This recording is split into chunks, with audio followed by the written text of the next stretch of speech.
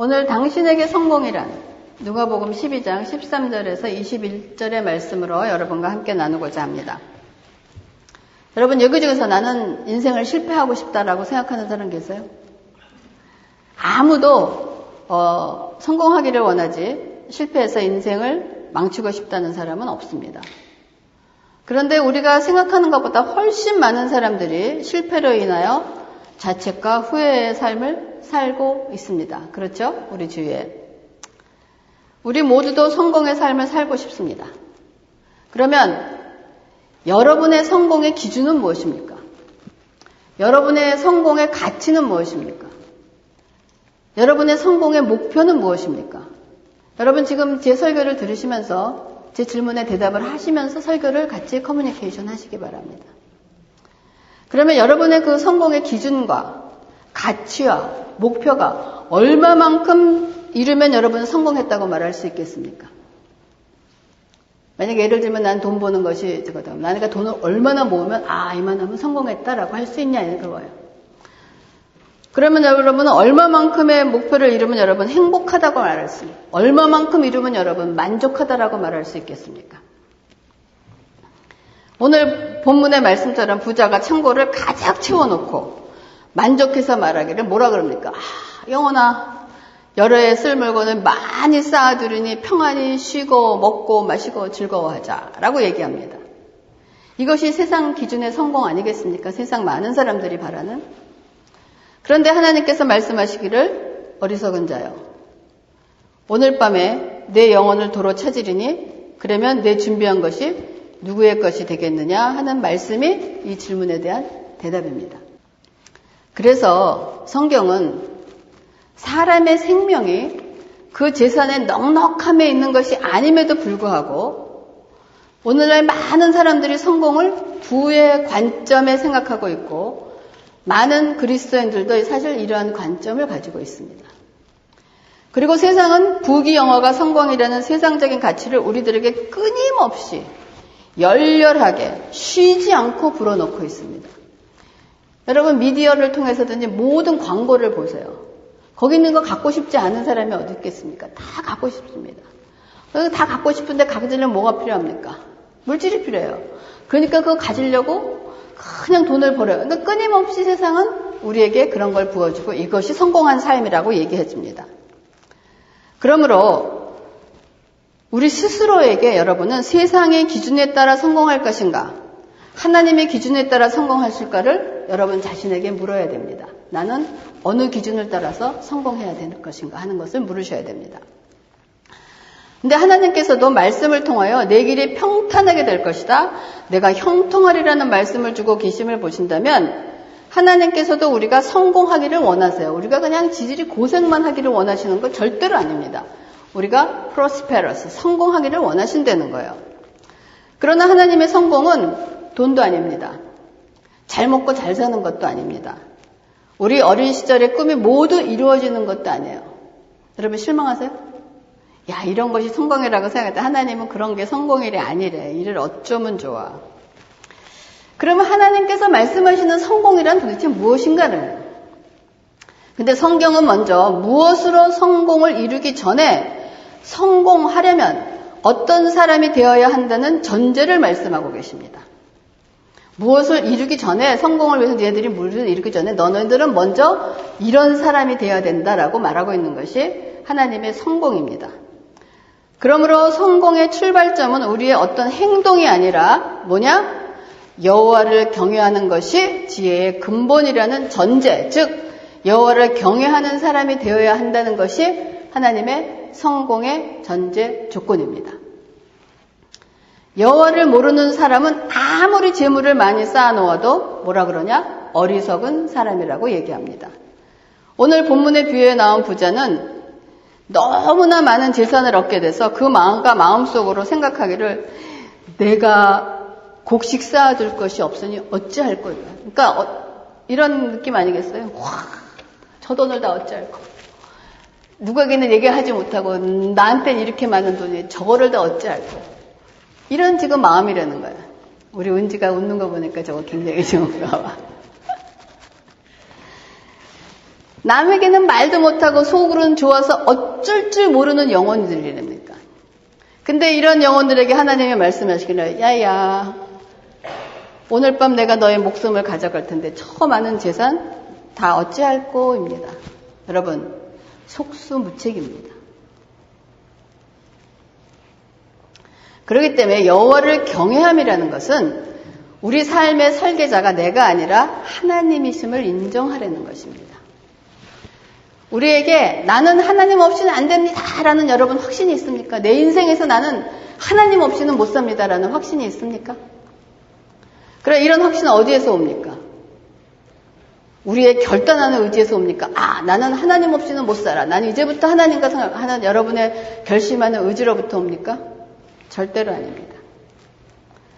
확신은 우리가 믿음이라고 얘기하는데 이 믿음은 어디서 오는 겁니까? 믿음은 듣는 데서 오는 거예요. 그래서 들으면 어디서 나오는 겁니까? 그리스도의 말씀에서 오는 것입니다. 그러므로 만약 여러분이 성경을 읽지 않는 사람이라 그러면 여러분이 학생이고 직장인이고 뭐 나의 연세가 들었다 할지라도 나는 공부하느라고 바빠서 성경을 못 읽어. 뭐 무슨 이유서든지 성경을 읽지 않는 그리스도인이라면 제가 그리스도의 사랑으로 말하는데 여러분이 아무리 나에게 믿음이 있습니다. 내게 겨자씨만한 믿음이 있습니다. 뭐 이렇게 고백하고 한다고 할지라도 그것은 보장 없는 믿음입니다. 개런티하지 못합니다. 여러분의 삶을. 그러므로 성경은 저와 여러분의 생명 자체가 되어야 됩니다. 하나님의 말씀은 그냥 나를 어디로 인도해주는 그냥 이게 뭐라 그럴까 비상구 역할을 하는 것이 아니라 하나님의 말씀은 나의 생명인 것입니다. 그러므로 여러분의 삶의 출발점이 여러분 올바로 되어 있는가를 지금 점검하시기 바랍니다. 나는 정말 하나님을 경외하는 사람인가를 한번 점검해 보시기 바랍니다. 그리고 나서 두 번째, 하나님께서 원하시는 형통, 즉 성공의 삶을 살기 위해서는 하나님을 경외하는 마음이 있으면 그 다음은 우리가 하나님의 뭘 얻게 되느냐? 하나님의 지혜를 얻게 됩니다. 지혜란 지혜에 해당하는 여러 가지 히브리 단어가 쓰여지고 있는데 그 중에 호크마라는 단어가 있습니다. 호크마는 출애굽기에서 성막 재료를 꿰매는 장인들을 호크마라고 그래요. 그러니까 뛰어난 기술로 성막의 모든 것을 만들었다 하는 것도 하나님의 지혜로 쓰여지고 있습니다. 또 이사야서에서는 전쟁의 호크마라고, 전쟁하는데도 호크마가 필요하다는 거. 뭐냐? 이거는 여기서는 이기는 실력을 얘기합니다. 전쟁에서 이기는 실력을 얘기합니다. 또 에스겔에서는 푼돈을 목돈으로 불려서 부자가 되는 재주를 말할 때도 호크마라는 단어를 사용하고 있습니다. 그래서 이것이 구약에서 말하는 지혜로서 여러분 솜씨를 발휘하여 승리와 형통을 이루는 능력입니다. 그리고 삶의 예술이며 살아가는 기술이고 규칙대로 시합할 줄 아는 것이 지혜라는 것입니다. 그러므로 이 지혜라는 것은 하나님을 경외하는 사람에게는 반드시 필요한 게 무엇이냐? 지혜입니다. 이 지혜는 현실의 삶을 살아가는 데 필요한 기초 과목입니다. 여러분이 그런 지혜가 있으셔야 돼요. 그러면 어떻게 하면 지혜로워질까요? 성경으로 가야 합니다. 고린도전서 3장 18절입니다. 아무도 자신을 속이지 말라. 너희 중에 누구든지 이 세상에서 지혜 있는 줄로 생각하거든 어리석은 자가 되라. 그리하여야 지혜로운 자가 되리라. 자, 지혜로운 자가 되려면 어리석은 자가 되려는 말씀은 하나님의 지혜는 어디서 나온다? 겸손에서 나온다는 것입니다. 그러니까 즉 하나님, 저의 지혜는 하나님의 지혜와 비교할 수도 없으며 아무것도 아니라는 것을 깨닫고 시인하는 데서부터 비롯된다는 거예요. 자, 옆에 있는 사람한테 말씀하세요. 나는 무지합니다라고 얘기하시기 바랍니다. 나는 무지합니다. 나는 정말 무지합니다. 나는 무식합니다. 왜냐하면 우리는 자신이 별로 잘난 것이 없다. 나는 아무것도 아니다라는 것을 깨닫게 될 때 비로소 하나님께 가서 도움을 구하지, 자신이 스스로 무엇을 할 수 있다고 생각하는 한 절대로 하나님을 찾아가지 않습니다. 그런 존재예요, 우리는. 안타깝게도. 여러분 똑똑하십니까? 하늘이는 똑똑하지 않다. 하늘이 안 똑똑해요. 알아요. I know. 되는 것은 단지 지식을 빨리 습득하는 능력이 있다는 것입니다. 그러나 성경은 우리의 똑똑함에 관심을 두거나 의미를 두지 않지만 반드시 뭐라 그러냐? 지혜로워야 한다라고 합니다. 우리 하늘이는 지혜롭습니다. 이 지혜는 하나님께 배우는 능력으로 하나님의 진리를 삶의 현실에 적용하는 거예요. 근데 이것이 문자적으로는 이해가 돼요. 그렇죠? 근데 이것이 좀 여러분은 추상적으로 들리지 않습니까? 저에게는 좀 추상적으로 들려요. 하나님의 진리를 삶의 현실에 적용하는 것이다. 이게 문자적으로는 맞는 말인데 진짜적으로 일단 좀 추상적으로 들리는데 성경에서 지혜라고 말하면 많은 의미를 내포하고 있지만 결국 지혜는 예수 그리스도를 나타냅니다. 그런데 우리가 여러분 손쉽게 지혜에 대해서 많이 접할 수 있는 성경 말씀이 지혜서라고 불리는데 그 지혜서의 말씀이 뭐가 있을까요? 잠언입니다. 잠언서인데 그 팀 켈러 목사님의 저서 오늘을 사는 잠언이라는 책에서 그분의 잠언의 주제에 대해서 이거를 잘 얘기하고 있어요. 잠언의 주제는 하나님을 신뢰하는 그 믿음을 삶으로 실천하는 것이다 라고 설명하고 있는데 이것이 바로 지혜로운 삶입니다. 아주 잘 설명하고 있어요. 하나님을 신뢰하는 그 믿음을 삶으로 실천하는 것이라는 거예요. 그래서 잠언서는 우리의 모든 생각과 행동의 중심을 누가 하나님께 두고 실제적인 훈련을 공부하고 생각하고 익히게 하는 말씀이 잠언서인 것입니다. 그러므로 여러분이 하나님과 생생하게 살아있는 관계를 맺는 것이 지혜의 절대적인 필요 조건이므로 여호와를 경외하는 것이 지혜의 근본인 것을 깨닫지 마시기 바랍니다. 잊지 마시기 바랍니다. 깨닫지 말라는 게 아니고 잊지 마시기 바랍니다. 그러면 지혜는 우리가 살아가는 일상생활 자체에 필요한 것이에요. 순간순간 필요한 것입니다. 그래서 지혜를 통해서 인생에 만나는 모든 상황을 어떻게 대처해야 할지를 알고 결정하고 행동하는 것이 지혜로운 삶입니다. 여러분 똑똑한 사람이 항상 인생을 성공하나요? 올바른 결정을 하나요? 그렇지 못합니다. 똑똑한 사람이 아니고 지혜로운 사람이 필요하다는 거예요. 그런데 성경은 우리가 누구와 결혼을 할지 또 어디에 취직을 해야 될지 또 어떤 사업을 해야 될지 이런 것을 자세히 말해주고 있습니까? 말해주고 있지 않아요. 그런데 이러한 결정을 잘못 내리면 어떻게 됩니까? 재앙을 불러오게 됩니다. 결혼하지 말아야 될 사람과 결혼하고 취직하지 말아야 될 곳에 취직하고 하지 말아야 될 사업을 가지면 중요한 일인데 이것을 결정을 잘못 내리면 우리가 재앙을 불러옵니다. 그러면 여러분 이런 것을 여러분의 삶 속에서 결정을 해야 될 텐데 누가 일일이 가르쳐주지도 않는데 그러나 여러분 지혜가 무엇인지 깨달아 알게 되면 우리 마음이 예수님을 바라보는 방향으로 끌리게 되면서 결정을 내리게 된다는 것입니다.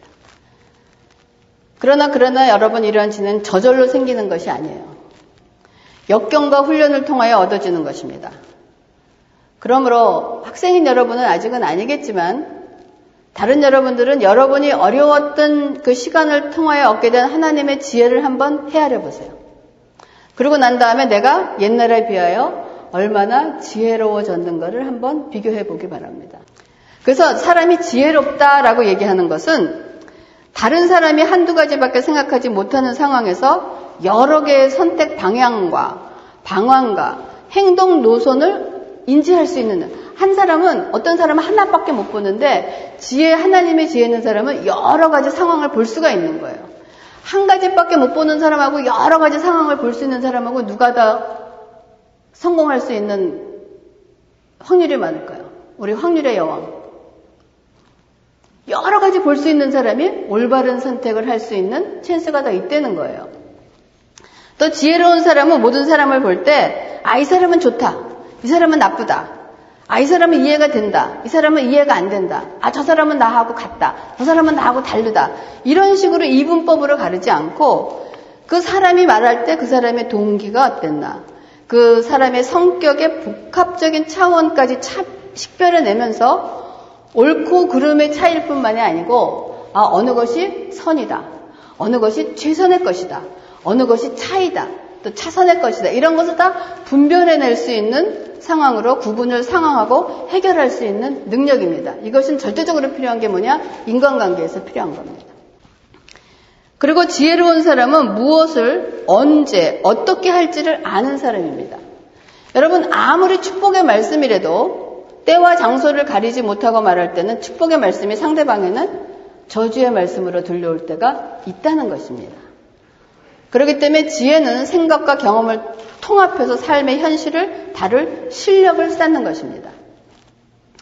이런 지혜로움을 지니려면 여러분 인간 본성이나 인간관계의 이치나 고난과 죽음 등 폭넓은 공부와 인생의 경험이 사실 필요합니다.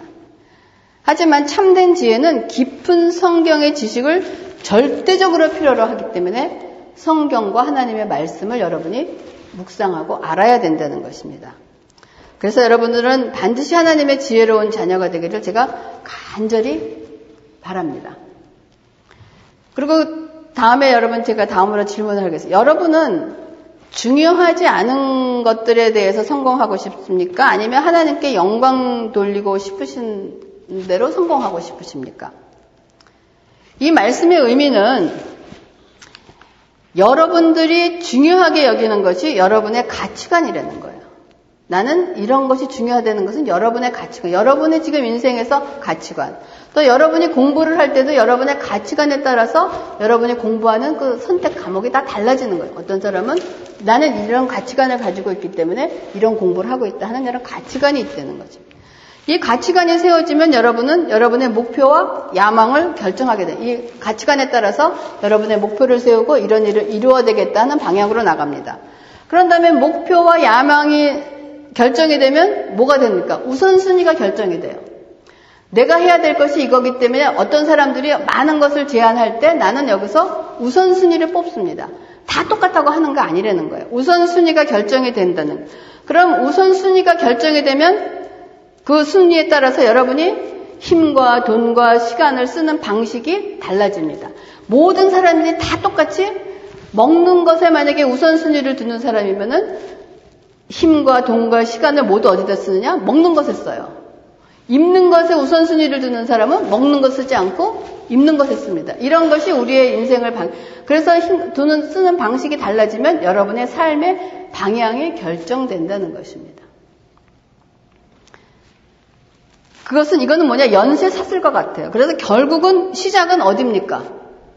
여러분의 가치관입니다. 여러분의 가치관이 무엇인가를 한번 검증해 보겠습니다.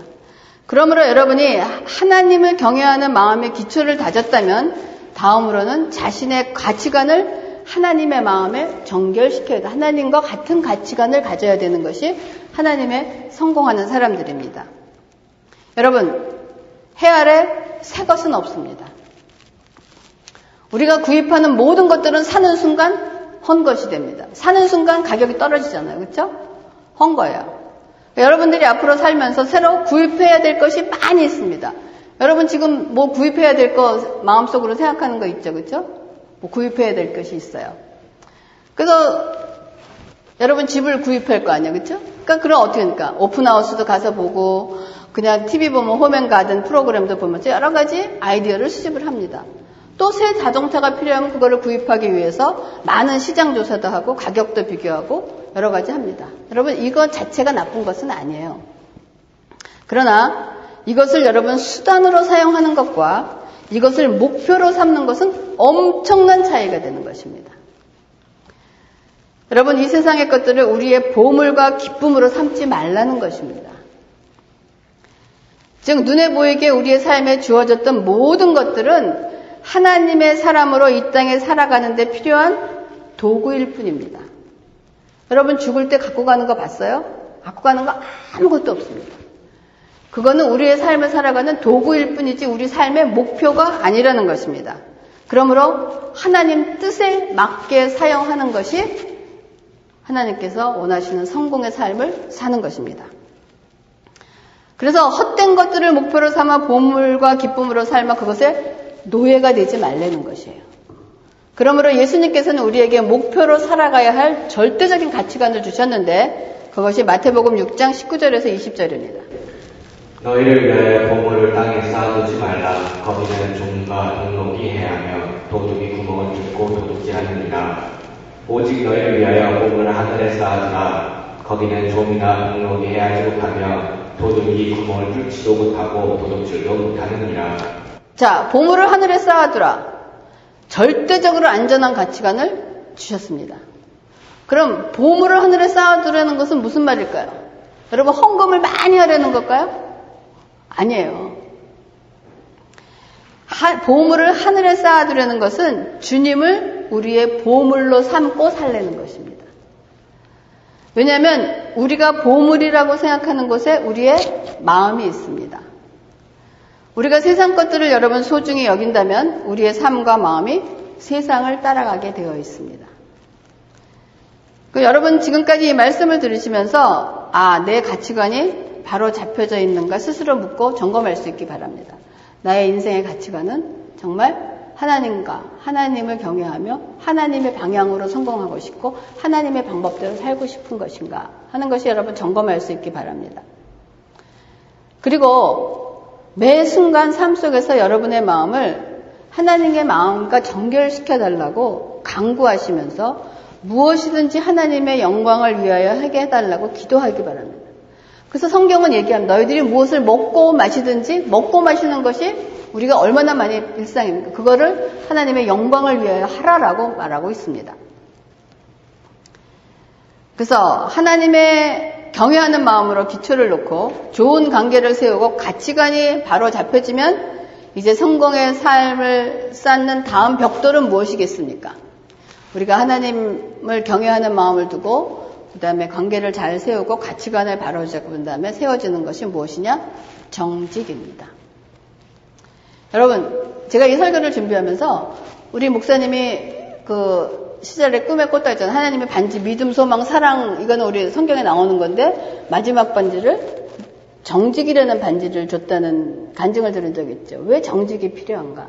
이것이 하나님의 방법으로 사는 사람들에게 필요한 것이 정직이라는 거예요. 정직이란 말과 행동이 다르지 않다는 것으로 정직의 반대는 무엇입니까? 위선이에요. 그러나 우리는 누구도 완전한 정직에 미치지 못한다는 것은 알고 있습니다. 하지만 우리는 우리의 삶을 자신이 부름받은 부르심에 일치시키려고 애쓰면서 정직하게 살려고 애쓰고 있는 중입니다. 그래서 정직은 우리의 마음과 생각과 삶이 하나가 될 때 오는 것이에요. 그러므로 우리는 우리의 어두운 부분들에 주님의 빛을 비추어주고 회개의 마음으로 이끌어 주시기를 기도해야 된다는 거예요. 그래서 하나님의 기준으로 말씀하시는 성공의 삶에 대하여 하나님을 경외하고 지혜가 있습니다. 관계를 유지합니다. 그리고 가치관을 바로 세우고 정직하고 난 다음에 이 다음에 뭘까요? 뭐가 여러분 저 안에 들어갈까요? 잠언 25장 28절입니다. 자기의 마음을 제어하지 아니하는 자는 성읍이 무너지고 성벽이 없는 것과 같으니라. 자, 그 다음에 채워지는 것이 뭐냐? 절제입니다. 여러분은 셀프 컨트롤을 해야 된다는 거예요. 옛날에는 최강의 전사들과 최고의 무기와 명장들이 있을지라도 성벽이 없으면 막아낼 수 없을 뿐 아니라 곧 죽음을 면할 수 없다라고 되어 있습니다. 그러므로 절제를 하지 못하면 적을 막아낼 수도 없고 죽음을 면하지 못한다는 것입니다. 우리의 정욕과 욕망을 제대로 날뛰게 놓아둔다면 그것이 우리를 어디로 데려갈지 여러분 두려워해야 됩니다. 요즘 세상에 가장 힘든 것이 뭐냐? 여러분 중독입니다. 중독이 뭐냐? 절제하지 못하기 때문에 오는 것입니다. 그래서 우리의 정욕을 그냥 두면 우리의 삶을 여러분 완전히 망쳐놓을 것 분명하고 정욕을 통제하지만 성공하지 않을 수 없을 뿐 아니라 여러분 파멸로 몰아가게 된다는 거 잊지 마시기 바랍니다. 그러면 이런 육신의 정욕을 어떻게 할 것인가 이거예요. 그러니까 육신의 정욕이란 우리의 죄성을 가진 인간인데 이거는 말합니다. 인간이 가진 속성이기 때문에 인간 스스로 작정하고 나는 하지 말아야지 하고 끊을 수가 없습니다. 이것을 할 수 있는 것은 뭐냐? 우리의 삶 속에서는 이미 십자가에 못 박혀 죽으신 예수 그리스도밖에 없으시다는 것. 그 말씀이 갈라디아서 5장 24절입니다. 그리스도 예수의 사람들은 육체와 함께 그 정욕과 탐심을 십자가에 못 박았느니라. 그래서 여러분 아무리 똑똑하고 지능지수가 높고 수많은 학위를 가지고 있어도 여러분 육신을 정복할 수 없습니다. 그렇기 때문에 세상에 많은 유명 인사들이나 고위공직자들의 그 인생에 몰락하는 것을 우리가 볼 수 있습니다. 왜 그렇습니까? 육신은 모든 것을 부활하지 않고 버티면서 우리를 비웠습니다. 네가 그걸 유혹을 버틸 수 있어? 못해. 그러나 이것을 꼼짝없이 이길 수 있는 것이 뭐냐? 예수 그리스도의 십자가라는 거예요. 그래서 하나님의 말씀이 여러분 안에 있어야 된다는 것입니다. 성령님의 도우심이 없이는 이러한 일을 절제할 수도 없고 감당할 수 없다는 것입니다. 그래서 여러분 하나님을 경외하는 지혜가 있고 관계를 잘 유지하고 가치관이 있고 정직하고 절제하고 난 다음에는 뭐냐? 권위에 복종할 수 있어야 됩니다. 성경은 그리스도를 경외함으로 피차에 복종하라고 되어 있어요. 우리는 삶의 모든 영역에서 그리스도께 복종하면서 인간관계 속에서도 피차 복종할 줄 알아야 됩니다. 그러므로 복종의 삶으로부터 익스큐즈 받은 사람은 없어요. 항상 명령만 하는 사람은 없습니다. 명령도 하고 복종도 하고 이것이 다 함께 가는 거예요. 그 예수님도 내가 하늘로서 내려온 것은 내 뜻을 행하려 함이 아니요 나를 보내신 이의 뜻을 행하려 한다고 하신 것처럼 권위에 복종하는 최고의 본을 보여주셨습니다. 그래서 여러분들이 지금 이 도표를 보면서 그래도 나는 저 정도는 할 수 있어.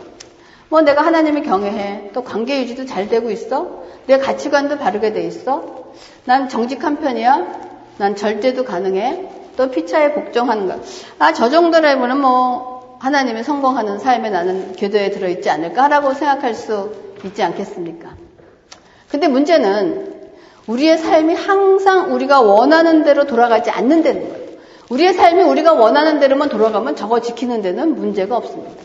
근데 항상 우리가 생각하는 대로 인생이 돌아가지 않는다는 거예요. 그리고 포기할 수도 없고 피할 수도 없습니다. 우리가 사는 세상은 울퉁불퉁한 세상이라서 우리의 삶을 잘 소화해내야 되는데 우리가 먹어야 될 소화제가 있습니다. 여러분 제가 이 소화제를 소개하고 말씀을 마치겠는데 여러분의 인생 여정에서 소화제는 반드시 챙기고 다니시기 바랍니다. 첫째, 하나님의 주권을 절대적으로 믿으시기 바랍니다. 이 말씀은 하나님은 우리에게 언제나 최선의 것을 주신다는 거예요. 역경의 시기조차도 그분 안에서 합력해서 우리에게 선으로 이루신 것이 하나님의 목적입니다. 여러분이 어디를 가든지 무슨 일을 만나든지 어떤 행위를 하든지 하나님의 주권을 절대적으로 하나님의 주권을 절대적으로 믿는다는 것은 내 인생을 내가 주장하는 것이 아니고 내 인생은 하나님의 손 안에서 하나님이 조정하신다는 것을 절대적으로 믿으시기 바랍니다. 두 번째, 여러분 하나님의 영광을 기대하라는 거예요. 여러분 이 세상은 모든 세상들 가운데 이 세상 것은 최고가 아니에요. 다만 이 세상은 모든 세상들 가운데 최고로 통과하는 문일 뿐입니다. 그렇기 때문에 우리는 이 땅을 바라고 사는 것이 아니라 하늘의 것, 위의 것을 바라보고 사는 영광의 삶을 사는 자라는 것을 여러분 기억하시기 바랍니다. 그래서 여러분이 세상 것의 욕심과 어떤 유혹이 올 때 나의 삶을 이 땅에서 사는 것이 아니고 하나님을 바라보고 살기 때문에 하나님의 것을 택하는 자가 되는 것을 여러분 잊지 마시기 바랍니다. 세 번째, 여러분 하나님의 선물을 누리시기 바랍니다. 여러분 오늘을 붙잡으시기 바랍니다. 막연한 미래 때문에 오늘의 행복을 여러분 놓쳐서는 안 돼요. 여러분은 오늘의 축복을 놓쳐서는 안 됩니다. 여러분의 행복은 이런 사람 참 많아요. 지금도 좋은데 이거 다 내일은 어떻게 될까? 이 불안과 염려 때문에 오늘을 살지 못하는 사람들이 너무나 많이 있습니다. 그렇기 때문에 우리는 순간순간을 누리며 하나님께서 주어진 위치에서 주어진 삶을 여러분 열심히 사시기 바랍니다. 그리고 네 번째, 하나님의 임재를 신뢰하시기 바랍니다. 하나님이 함께 하심을 믿으라는 거예요. 여러분이 혼자가 아니라는 거예요. 성령께서 함께 하시고 여러분과 함께 하신다는 것입니다. 그래서 무슨 일이 닥쳐와도 우리는 아버지와 함께 앉아서 그분을 즐거워하고 그분을 사랑하고 신뢰하며 동행하는 것입니다. 여러분 도저히 이해할 수 없는 일이 일어날지라도 우리는 그저 하나님의 엄지손가락 하나만 붙잡고 있어도 아버지께서 우리를 거뜬히 헤쳐나가게 해주실 것이라는 것입니다. 지금까지 제가 장황하게 여러분에게 말씀드리는 것이 성경에 말씀하시는 성공하는 삶이라는 것입니다. 여러분, 이 말씀을 들으시면서 여러분은 어떤 생각을 하십니까? 난 성공하고 싶다라는 생각이 드십니까? 아니면 나는 이미 성공한 사람이야 라는 생각이 드십니까? 저와 여러분은 이미 성공한 삶을 살고 있는 사람입니다. 그렇기 때문에 여러분의 비전을 바꾸시려는 거예요.